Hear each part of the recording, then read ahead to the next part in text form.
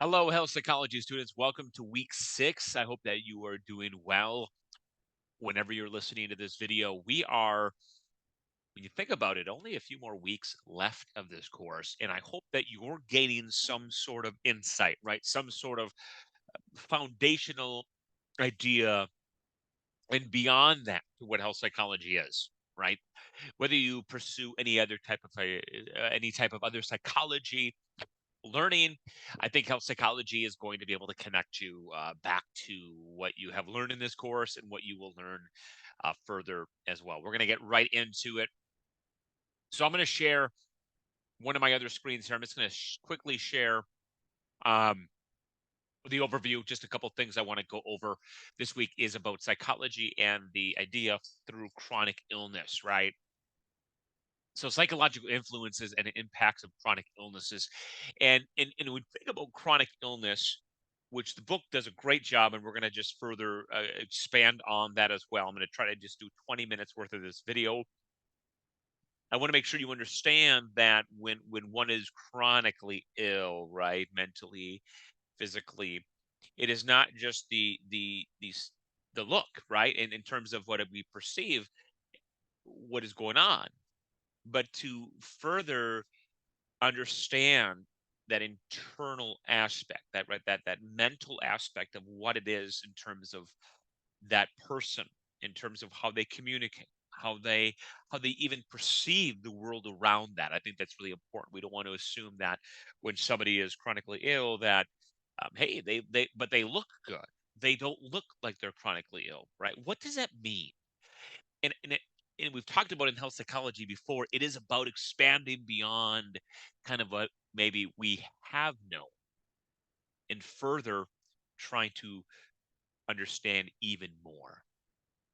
All right. Health behaviors and the risk factors of chronic illnesses, the role of psychology in treatment, and the alleviation of symptoms. Here are your objectives. Again, those are those actions, right? When you're doing your learning journals, when you're doing your writing, when you're even peer assessing, are you defining those key concepts? Are you analyzing the role of psychology? Are we picking back into the content, and are we examining that big piece of behavioral change, right? Kind of that we can look at locus of control, right? As a behavior, the way we act upon something, right?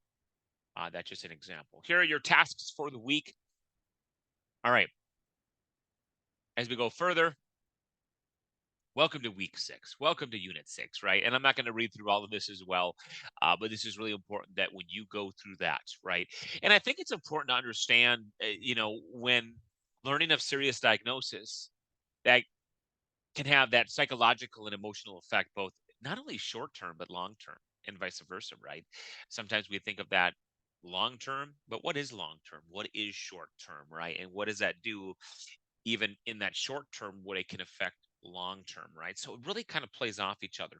And that's really important when we think about what it means as one that may experience, for example, a heart attack, right? And what that does short term, but what does even that event itself do to that person in terms of their thinking, their actions long term? Now, again, that could have a negative effect. That could, put more anxiety on them, more stress on them, leading to further, right, you know, negative symptoms, negative reactions in terms of the event itself, right? So there is so much when we think about treatment, when we think about working towards alleviating symptoms, when we think about even just the emotional aspect.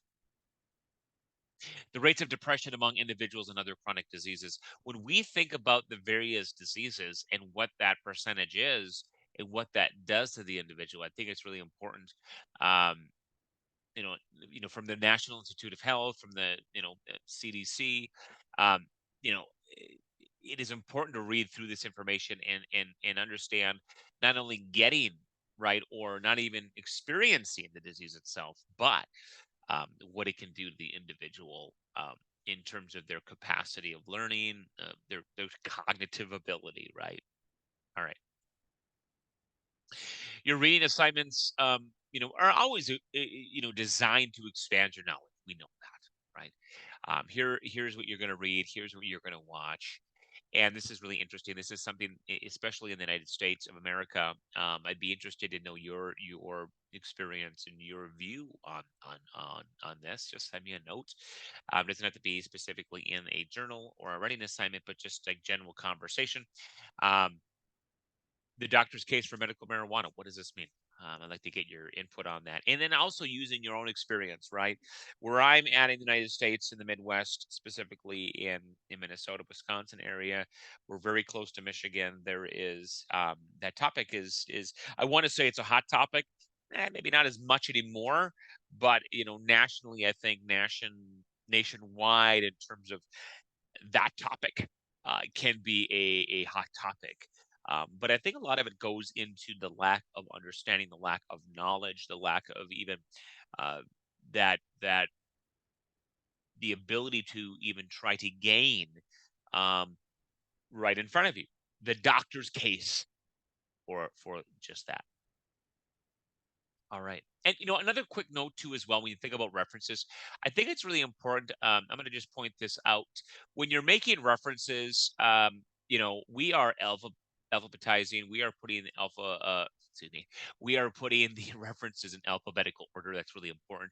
You'll notice that there's also a slight indent, right? With that, generally, it's a little bit more than that. But it's really important that even if you are using our main one right here, you can just copy this and paste that in there. I generally don't say copy and paste, but it's important that you understand that this is what your reference should look like when you are making that reference section, which should be required is, I don't want to say it's required, but I think it's good practice, which I am going to always say, put a reference in whatever you're doing, if that makes sense. All right. Let's go to the next one right here. Here's your discussion assignment for the week. Choose one chronic illness, right, etc. And again, if you have another one, that's why this is there. And discuss how psychology is involved at various stages, such as the initial onset of symptoms, the diagnosis, the ongoing management of symptoms, and treatments. Now, I just watched a show about, the AIDS and kind of uh, that being introduced essentially to the United States back in the 80s and what that did to the individual. But not only that, but it was what it did to society, communities, loved ones. It was quite interesting. And I think that's important. The reason why I watched that was just the idea that teaching a course like this, I think it's important to remember a lot of those types of discovery of diseases, right? And but what it meant to not label an individual, right? And it was almost like this idea of, oh my gosh, they have AIDS, or just someone like cancer, or somebody that could have asthma, right? And what that means to the individual. How do people look at that, and how does that person feel, right? That's important. Important 150 words minimum, 300 words maximum. All right. Learning journal this week. This is where I love the learning journals because this is where your learning really gets to meet your understanding of the topics. In your discussion this week, you examine how psychology is involved once chronic illness begins to present, starting with symptoms, onset, and diagnosis. For your learning journal now this week, reflect on the behavioral changes that can help manage your selected chronic disease. So you're going to continue on with that discussion assignment. So the key questions are: how can psychology help patients reduce or mitigate their illness? What kind of behavior changes are associated with the best health outcomes for your selected illness? And do you think the changes are easy to implement or challenging, right? I mean, from one person, if you haven't experienced it, you might say, well, come on, why can't this person stop smoking? Why can't this person take their medication? Why can't this person exercise more? When you are in a habit, right? It is easy to start a habit. It is not easy to break a habit. So it is important that just you have that mindset and understanding. I would challenge you to do something where maybe you know of somebody, or take up from a variety of angles, not only yourself, maybe you have experienced something, maybe you had a close loved one experience something, but I think it's important that you understand those various angles as well. Please make sure it is 300 words minimum. Minimum. We are in week 6 right now. I'll tell you right now, I will be deducting quite a few points if you are not meeting at least that minimum. All right, and that is not including copy and pasting. We're not taking this. We're not taking this and putting it into our journal. Right, we are not doing that because that does not count towards your 300-word minimum. All right. So it's important that you meet this minimum. If you go a little bit over, or someone over, generally I do not dock you for that. Now, if you're at 2,000 words, then I might start deducting points, but I am absolutely going to deduct probably 3 points automatically. So you're going to go right from a 10 to a 7, if that. All right. Self quiz, graded quiz. All right, here's your checklist. So let's really quickly, I'm going to go into the book. We're going to go through a few things. Hold on 1 second. I want to make sure I have the right thing going on here. There we go. I'm going to share this screen and I'm going to share just some of the chapter stuff. So, the role of psychology in chronic illness such as obesity, coronary heart disease, and cancer. You have explored those theoretical frameworks of psychology. I think that's always important that you understand the biopsychosocial model of health. When we think about that biopsychosocial model of health, when somebody is obese, when somebody is suffering, um, maybe heart disease or cancer, it is not on the idea that this person had these choices in terms of being obese and they were lazy, right? There are a multitude of factors we have to understand, and I think that goes a little bit beyond, but I think at the same time it's important to address that, right? And that's why theories are made. That's why these are put into psychology, to have an understanding of what is going on, to understand the behaviors of somebody in their diet. Why are they approaching a diet in such a way versus somebody else, right?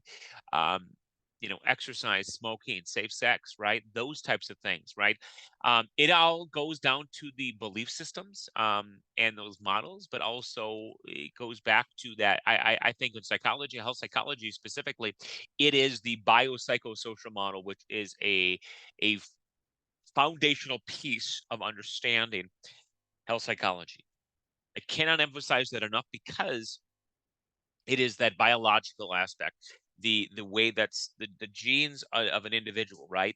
And the understanding that sometimes people are born with this just this I don't want to say unfortunate ability, but this way of this is what they're made up of, right? If it runs in the family, such as obesity, right? Somebody is going to have a harder time keeping obesity essentially at bay versus others. Okay. Now, I'm not saying that, they're not trying, they should not be working towards, um, their own choices, their attitude towards the exercise and healthy eating. I'm not saying that, but what I am saying is there is a multitude of factors, right, that we should understand and highlight when we're trying to understand the diseases and how then, when those happen, the way of coping or lack of coping, the emotional way of dealing, their attitude towards something, right, as well. And not only that, you know the the prediction of those diseases, right, but further the experiences and how your experiences and how one lives it and how it is modeled to others around them. Okay, so the book talks about obesity. What is obesity, right? It is important that you understand. This is really interesting because you'll want to understand the various countries and which countries are more obese. There's a variety of factors. I'm not going to get into much of that as well. There are consequences. We know there are consequences of obesity. There is a focus on making sure that individuals know that when you make certain choices with your food, or when you make certain choices with your food and not to exercise, there are going to be consequences, right? So a lot of it is, if we look at kids today, we look at not only just the eating, but there are a variety of other factors. Um, there are, adverse childhood experiences that happen to an individual that allows them, or not allows them, I want to say, it definitely it contributes, it contributes to how those one experiences such disease.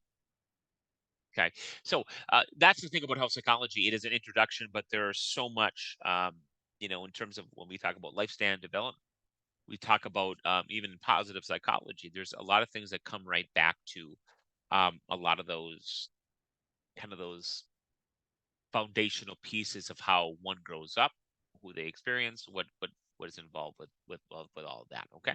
All right. So I try not to go on a tangent, but I think it's important for to us to bring those pieces up as well. Um, yeah, consequences to obesity, right?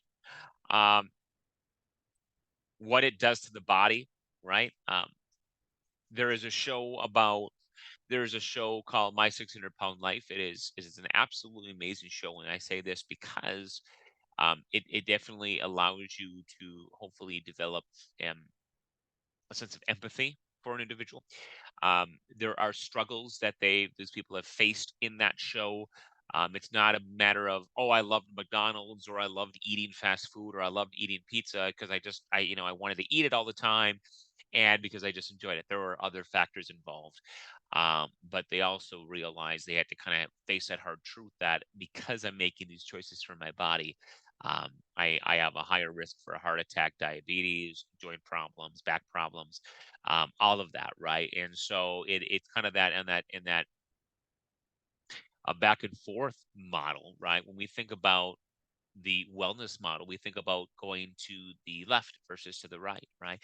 We know that those choices of ourselves are going to uh, go towards a lower life expectancy that to those that make other choices as well. Okay, there's a combination of factors, and there are an absolute piece there. Like I said earlier, there's genetics.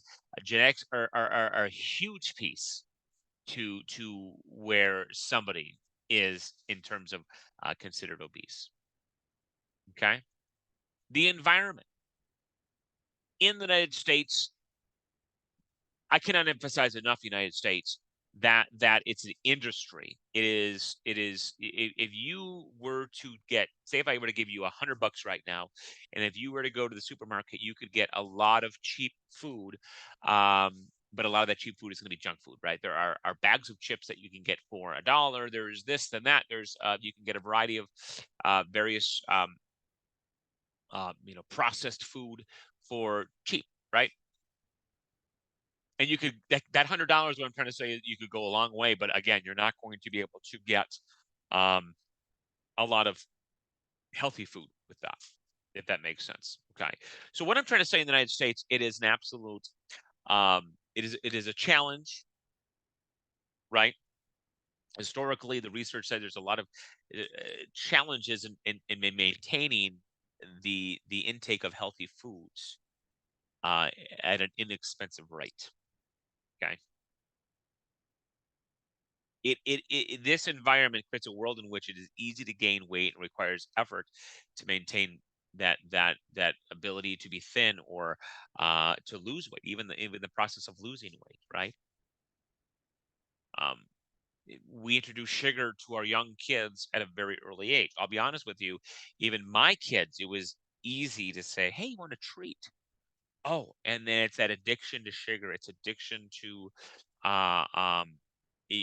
chocolates and those sweets, right? Look at how easy that is. I'm guilty of it, and I work ever since I started teaching this course. I had to kind of check myself a little bit too as well and say, wait a minute, I cannot reward my kids on doing something with candy or with a treat. Now we can have a treat for dessert every so often, right? But I don't want to reward that. What does that say? Right. So I had to check myself in that point as well. when we think about individual behavior, we think of behavior of eating. What is emotional eating? We connect our emotions, such as my son, for example. I'll give an example. My son, he's a middle schooler. There's been times where he's been home alone. He can't go outside or he can't go to his friends. I see that he likes to eat, and I asked him once. I said he likes to eat when he's bored. Excuse me, I should have said that instead. And there is association with that. I'm bored. I'm going to eat. What else can I do? Right. It's access, the availability of that too as well. Now, it does not always pertain to everybody. Right. There's also emotional eating distress, anxiety. Right. Um, there have been times in the past when we're in college being stressed for an exam, preparing for an exam, and I come home. I know it's going to make me feel better. Oh my goodness, I have chocolate bars.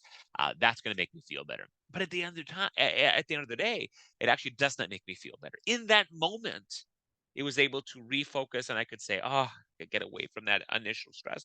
But then I feel in such a way that caused me to feel kind of this guilt. Mindless eating, it's real. It happens, right? We have a great plate of food in front of us. We go in front of the TV.